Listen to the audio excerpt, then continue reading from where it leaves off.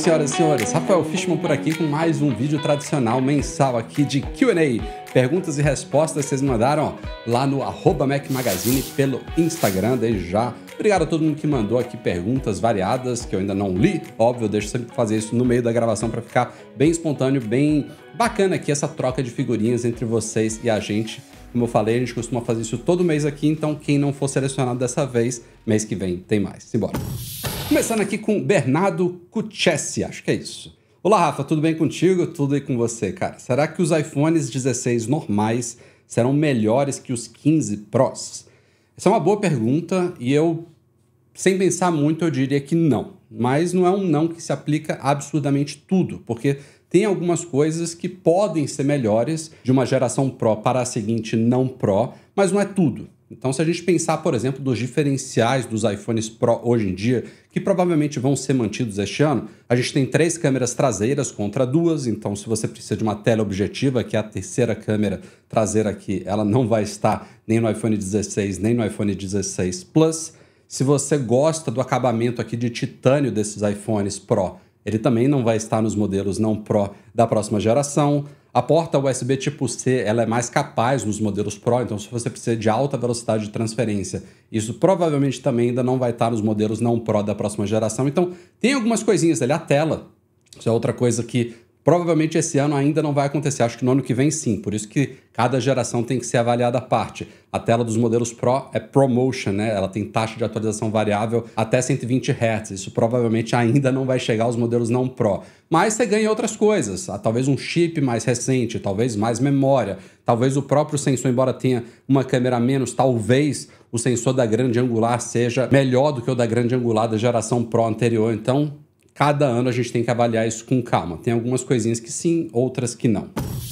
Lelo Couto, meu MacBook ainda está na garantia, quase acabando. Posso comprar o Apple Care? Lelo, eu fiz um vídeo completo sobre isso que responde bem a sua pergunta aqui, entre várias outras sobre o Apple Care. Mas, resumidamente, se você quiser comprar o Apple Care Protection Plan, que é o vendido no Brasil, que é basicamente uma garantia estendida, você pode comprar, na boa. Se você quiser o Apple Care Plus, que é aquele que tem a proteção extra contra acidentes, esse você, teoricamente, você teria que ter comprado até 60 dias da data original de compra. Então, seu prazo já expirou.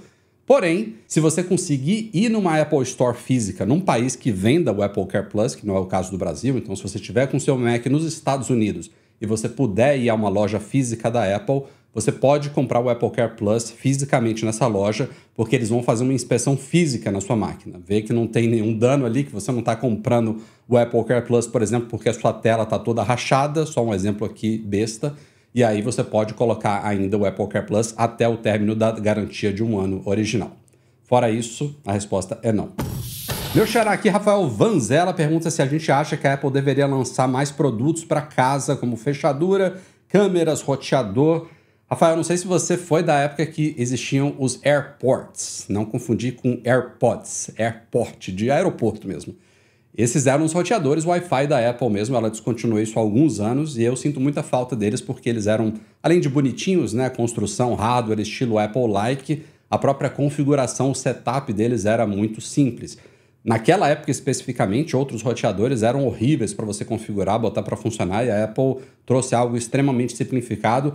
Hoje em dia, esses sistemas mesh tão simples também de você configurar, mas ainda não é tão simples quanto era com os AirPods da época. É uma pena que a Apple tenha saído disso, eu acho que teria espaço, talvez até um produto híbrido, né? Um HomePod que fosse AirPort também, um Apple TV que servisse também como hub Wi-Fi, alguma coisa assim, não sei se ela ainda voltaria a fazer roteadores, mesh e tal, separados como ela já fez.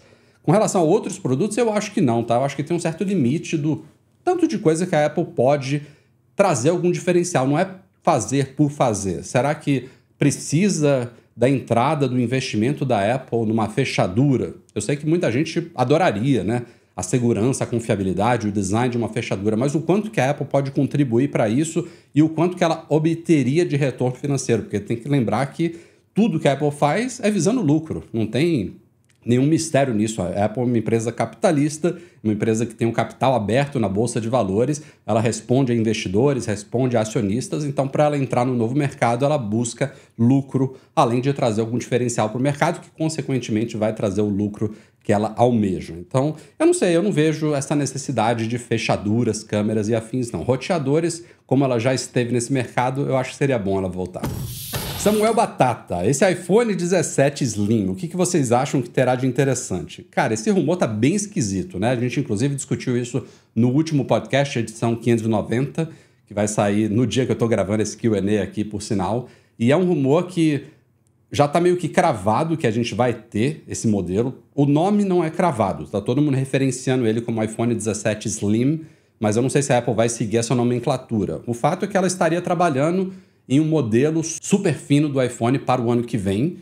E aí a confusão já começa pelo fato de que ele não teria a tela maior de todas, então ele, em termos de tamanho, ele ficaria ali no meio entre o iPhone 17 Pro e o iPhone 17 Pro Max.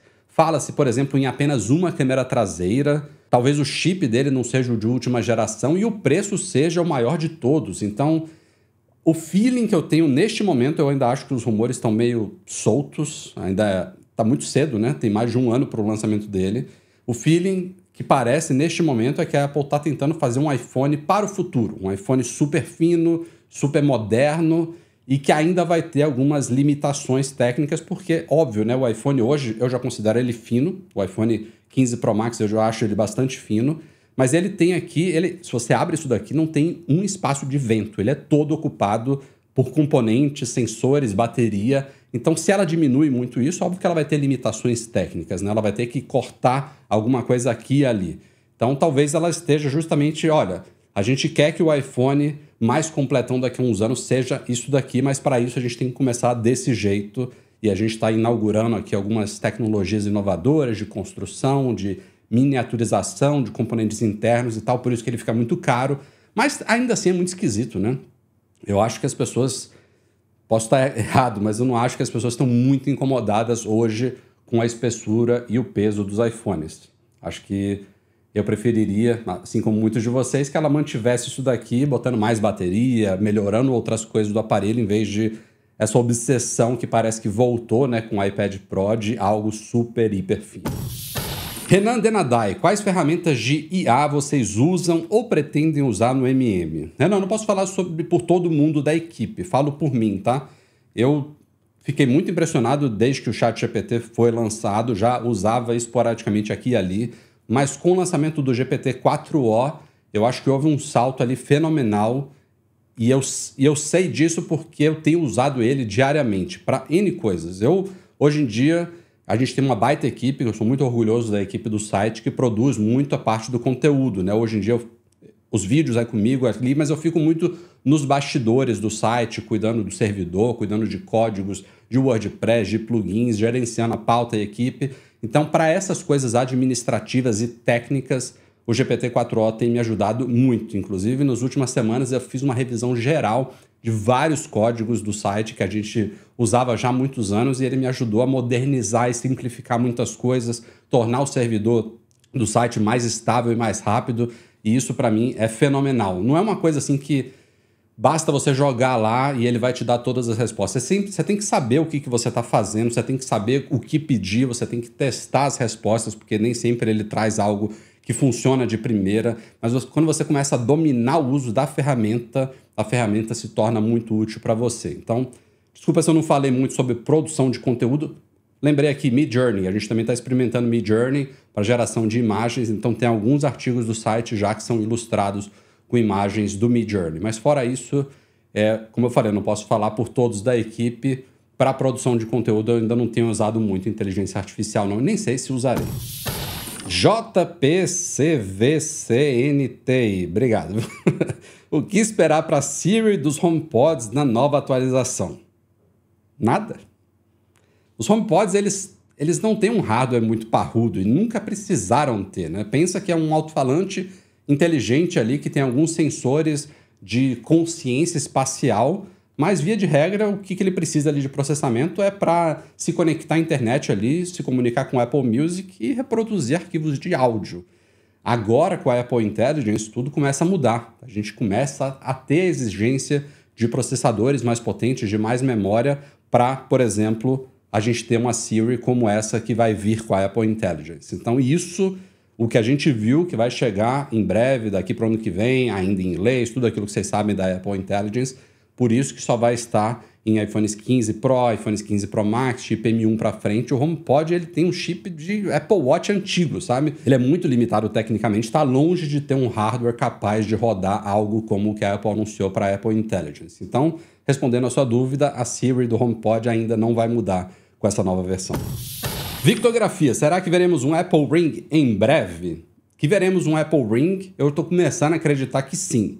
Em breve? Não acho que é em breve. Acho que é um projeto que começou a acelerar recentemente lá nos laboratórios de Cupertino. É só ver a Samsung, que é uma empresa que gosta muito de se antecipar, que literalmente coloca produtos em fase ainda de protótipo no mercado, né? Os primeiros dobráveis dela eram bem inferiores aos que estão hoje no mercado. Agora a gente começa a chegar em gerações mais polidas desses dobráveis da Samsung. Então, se a Samsung agora está entrando nisso daí, óbvio que ela não é a primeira, né? Temos aí a Oura, a Ultrahuman, tem algumas empresas que já estão aí, entre outras chinesas, várias que têm anéis inteligentes aí, mas a entrada da Samsung mostra que talvez a gente veja a Apple entrando nisso daqui a uns 3 anos, talvez, mas eu acho que tem tudo a ver com a Apple, né? Porque tem muita gente que não gosta de usar um relógio como o Apple Watch. Você ter a possibilidade de captar boa parte dos sinais vitais que o Apple Watch captura no pulso pelo dedo, né? Pelo local ali onde a gente coloca um anel, acho que tem tudo a ver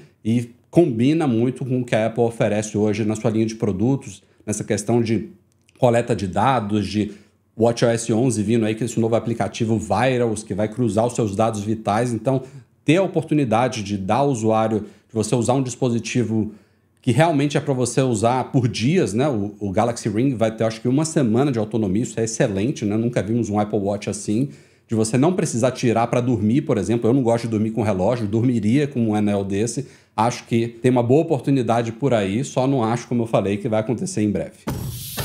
X José Matheus. E aí, Rafael, como está? Bem, e contigo?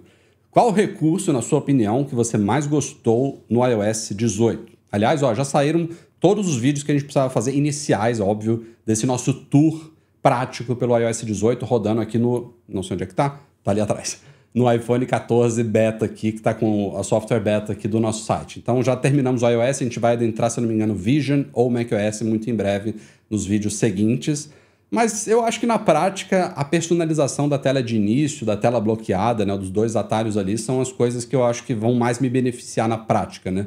Essa liberdade é uma coisa que a Apple sempre foi muito teimosa, né, de oferecer para os usuários, e isso ainda se aplica em vários aspectos dos softwares, serviços e produtos dela. Ela muitas vezes pensa no que ela acha que é melhor para os usuários, em vez de oferecer opção A, B e C e o cara escolher, eu prefiro a A, outro vai escolher a B, outro vai escolher a C. E agora a gente está vendo ela começar a flexibilizar isso em algumas coisas, entre elas essa personalização das telas de bloqueio e de início do iPhone e do iPad. Então acho que isso é muito bacana. Não acho que no dia a dia é o que eu mais vou sentir, mas tem boas novidades no Notas, a calculadora está sensacional, tem novidade de acessibilidade, fiz o último vídeo que saiu de acessibilidade, é fantástico o que a Apple trouxe por aí. Eu acho que é um update interessante que, de novo, eu tive essa mesma impressão, acho que no ano passado, que o iOS 17 não tinha tido tantas novidades legais, e depois, quando eu comecei a destrinchar, eu fui mudando a minha opinião. E eu acho que a mesma coisa está acontecendo com o iOS 18, lembrando que a gente nem começou ainda a adentrar em Apple Intelligence devido ao fato de, primeiro, ela não estar disponível nas betas ainda, mas as limitações de hardware, limitação de idioma, limitação até aqui da União Europeia, que não vai estar disponível de início, tudo isso deixa essas grandes novidades, que são essa parte de AI do iOS 18, mais para frente. Mas já está interessante mesmo sem isso. Léo Matos. Rafa, é possível usar a Siri em inglês, mas entendendo português no CarPlay para responder mensagens? Até onde eu sei, não, Léo. Essa questão da Siri, pensa que o CarPlay é uma interface para o seu iPhone. Então, o que você define de idioma aqui é levado para o CarPlay, não tem configuração à parte dele. Aliás, isso também se aplica ao HomePod, né? Quando você emparelha o HomePod com o seu iPhone principal, se você quiser ter essa comunicação de pedidos pessoais e tais da Siri, o idioma da Siri no seu iPhone também tem que estar em inglês, porque o HomePod não tem ainda português. Então, o HomePod, óbvio, não tem outra opção a não ser usar em inglês, mas se eu quiser a melhor integração entre o HomePod e o iPhone também precisaria estar em inglês. E hoje em dia eu não uso inglês justamente por esses exemplos como o que você citou. Quando eu uso a Siri para mandar uma mensagem, para criar um lembrete, para criar um evento de calendário, para controlar coisas aqui da minha casa inteligente, né, que os nomes são todos em português, eu acabo sendo obrigado a usar a Siri em português. Então, até onde eu sei, não. Se ela está em inglês, ela não vai conseguir entender que você está digitando algo em português, ou até ler também alguma coisa que chegar para você da forma correta, né? Fica aquela leitura super esquisita de um gringo, sabe, que não sabe ler português, basicamente isso. E para fechar aqui, o Joelson pergunta se carregar o iPhone por aproximação, por indução, na verdade, né, estraga mais a bateria do que por cabo. Tem gente que acha que sim, né? Porque o carregamento por indução, ele aquece mais o iPhone. Essa comunicação das bobinas eletromagnéticas, elas por si só emitem calor.